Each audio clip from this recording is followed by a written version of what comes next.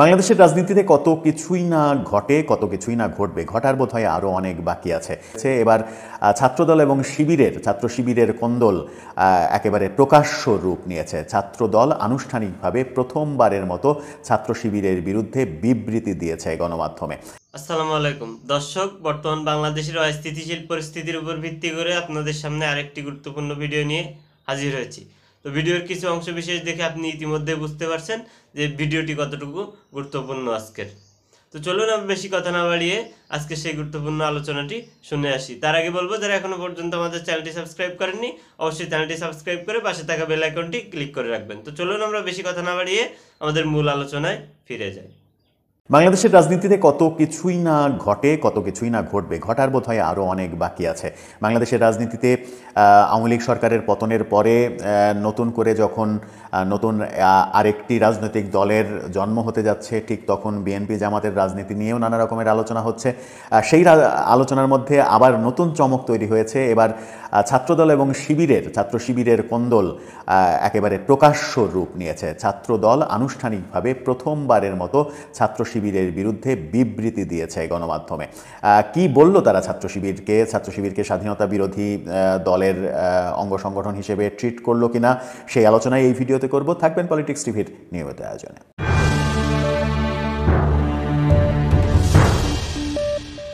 দর্শক, বলছিলাম যে কথা, তার আগে বলি, পলিটিক্স টিভির নিয়মিত ভিডিওগুলো এখন থেকে স্পন্সর করছে প্রজাপতি.tv ওটিটি প্ল্যাটফর্ম। চলুন যাওয়া যাক মূল ভিডিওতে। ছাত্রদল এবং ছাত্র শিবিরের কথা বলছিলাম।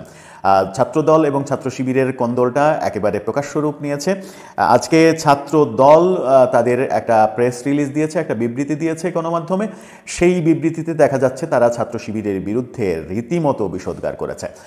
ছাত্র শিবির সম্প্রতি মধুর ক্যান্টিনে, ঢাকা বিশ্ববিদ্যালয়ের ঐতিহাসিক মধুর ক্যান্টিন, যে মধুর ক্যান্টিনের মালিক মধুসূদন দত্ত, যিনি মুক্তিযুদ্ধের সেই ভয়াল রাতে পাকিস্তানি হানাদারদের হাতে মৃত্যুবরণ করেন, শহীদ হন, সেই ঐতিহাসিক মধুর ক্যান্টিনে ছাত্র শিবির সংবাদ সম্মেলন করেছে। তারই প্রতিবাদ জানিয়েছে ছাত্রদল, এবং প্রতিবাদের ভাষা বেশ বলা যায় তীব্র। তারা যেটা বলতে চাইছে সেটা হচ্ছে যে ছাত্র শিবিরের সংবাদ সম্মেলনের নিন্দা এবং প্রতিবাদ জানিয়ে বলেছে, মধুর ক্যান্টিনে শিবিরের উপস্থিতি মুক্তিযুদ্ধকে কলঙ্কিত করে। অর্থাৎ মুক্তিযুদ্ধকে কলঙ্কিত করার কথা তারা বলার চেষ্টা বলেছেন তারা মুক্তিযুদ্ধকে ভারতীয় ষড়যন্ত্র বলে শিবির বীর মুক্তিযোদ্ধা ও শহীদদের অবমাননা করেছে বলেও সেখানে তারা উল্লেখ করে।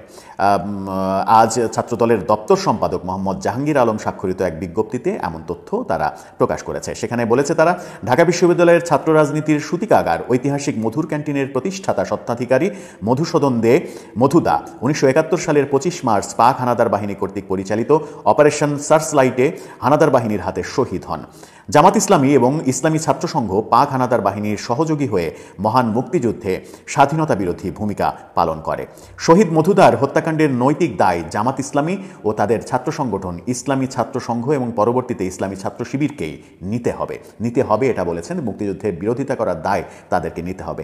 এত স্পষ্ট কথা এর আগে ছাত্রদল কিংবা বিএনপির পক্ষ থেকে বলা হয়নি, যেটা ছাত্রদল বলল। এরপরে তারা বলেছে, স্বাধীনতা বিরোধী সংগঠন জামাত ইসলামীর ছাত্র সংগঠন ইসলামী ছাত্র শিবিরের মধুর ক্যান্টিনের সংবাদ সম্মেলন শহীদ মধুদার প্রতি এবং তার পরিবারের প্রতি অসম্মানজনক। বাংলাদেশ জাতীয়তাবাদী ছাত্রদল মধুর ক্যান্টিনে ছাত্র শিবিরের সংবাদ সম্মেলন আয়োজনের নিন্দা ও প্রতিবাদ জানিয়েছে। বিবৃতিতে ছাত্রদলের সভাপতি রাকিবুল ইসলাম রাকিব এবং সাধারণ সম্পাদক নাসির উদ্দিন নাসির বলেছেন, শহীদের নিজের আঙিনায় খুনির সহযোগীদের বিচরণ খুবই ন্যাক্কারজনক ঘটনা।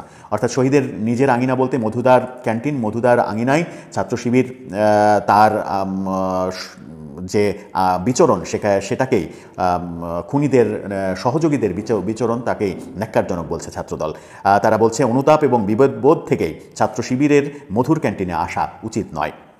আরও বলেছে তারা, অপারেশন সার্চলাইটে শহীদ মধুদার মতো অসংখ্য মানুষ শহীদ হওয়ার প্রেক্ষিতে শহীদ জিয়াউর রহমান স্বাধীনতার ঘোষণা করেছিলেন। অর্থাৎ 25 মার্চ অপারেশন সার্চলাইটের পরবর্তীতে জিয়াউর রহমান স্বাধীনতার ঘোষণা করেছেন, সেই দাবি ছাত্রদল করেছে। তারা বলেছে, কিন্তু ইসলামী ছাত্র শিবির নানাভাবে মহান মুক্তিযুদ্ধকে ভারতীয় ষড়যন্ত্র বলে বীর মুক্তিযোদ্ধাদেরকে এবং বীর শহীদদেরকে অবমাননা করেছে। মধুর ক্যান্টিনে ছাত্র শিবিরের উপস্থিতি মুক্তিযুদ্ধের ইতিহাসকে কলঙ্কিত করবে। এত স্পষ্টভাবে, এত তীব্রভাবে এর আগে বিএনপি কিংবা ছাত্রদলের এমন কথা কখনোই শোনা যায়নি। এর আগে আমরা দেখেছি চার দলীয় জোটের রূপরেখা। তারা একসাথে ক্ষমতায় এসেছে, একসাথে সরকার গঠন করেছে, জামাত ইসলামী নেতাদেরকে মন্ত্রী বানানো হয়েছে, যারা যুদ্ধাপরাধের অভিযোগে অভিযুক্ত তাদের গাড়িতে বাংলাদেশের পতাকা উড়ানোর ব্যবস্থা করে দেওয়ার অভিযোগ রয়েছে বিএনপির বিরুদ্ধে। তাদের সঙ্গে খুবই ভালো সম্পর্ক ছিল, একসঙ্গে পথ চলেছে, কিন্তু এই পথ পরিবর্তনের পরে হঠাৎ করে জামাত এবং বিএনপিকে একেবারে আলাদা দুই মেরুর বাসিন্দা মনে হচ্ছে। এর মাঝেই বিভিন্ন বিক্ষিপ্ত সংঘর্ষের ঘটনা আমরা দেখেছি বাংলাদেশের বিভিন্ন জায়গায়, কুয়েটে তীব্র মারামারির ঘটনা আমরা দেখেছি, এরপরে ঢাকা বিশ্ববিদ্যালয়ে মিছিল হয়েছে। এবার ছাত্রদল শিবিরের বিরুদ্ধে যে বিবৃতি দিল এবং শিবিরকে সরাসরি স্বাধীনতা বিরোধীদের সহযোগী সংগঠন হিসেবে স্বাধীনতা বিরোধিতা করার দায় নিতে হবে, এই কথা স্পষ্টভাবে বলল। এত স্পষ্ট অবস্থান ছাত্রদল কেন নিল? তাহলে কি জামাত এবং বিএনপির সম্পর্ক চিরতরে ভেঙে গেল?